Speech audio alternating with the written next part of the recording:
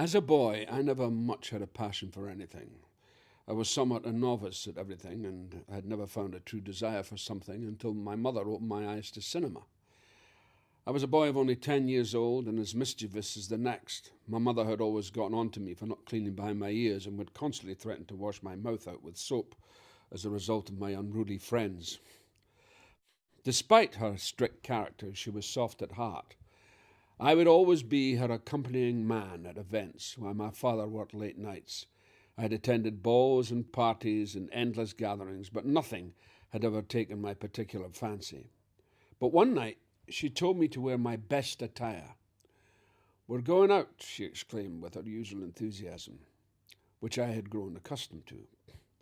At first, I had believed she was going to take me to the usual posh, boring party her friends would throw, in which I had no remote interest. But I was taken aback when we had taken an unfamiliar route, walking along a street I had never heard of before.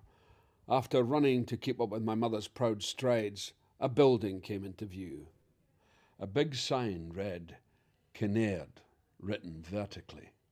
I wasn't quite sure what to make of the smooth brick building, but it seemed to me important, with a fringing ledge that sheltered the people below it, chattering in a buzz of excitement. It stood tall. The atmosphere was electric. Holding tightly onto my mother's hand, we stepped toward the entrance. The tall archways lining the building created a sort of wonderland for my young and quick imagination. The many different lands they could lead to beckoned me. The endless possibilities. This exterior caused my mind to race so fast that I hardly noticed my mother tugging me on the hand and leading me inside the enchanting place.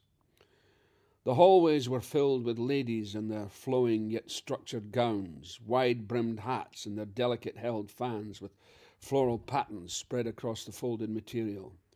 The men were few, but wearing suits and smoking cigars, which clung in the air and choked my lungs.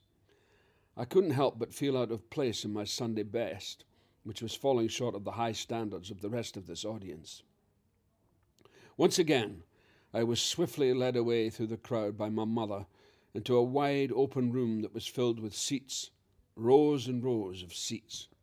I stopped in my tracks, paused in a moment of blissful awe.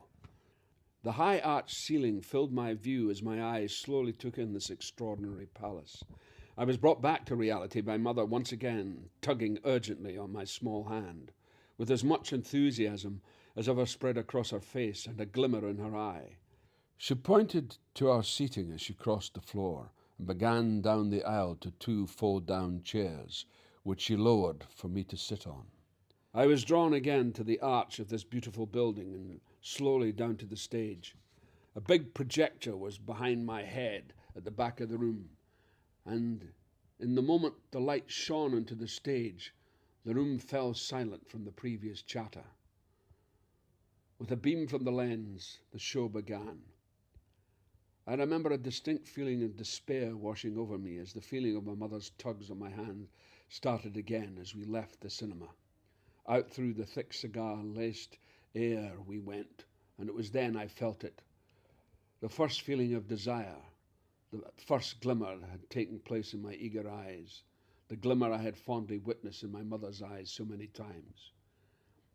I had seen a glimpse of passion that night, a passion that would burn bright for the rest of my life, and so I gladly accompanied my mother whenever she would take me thereafter, as I knew I could admire the drama and characters that existed in real life.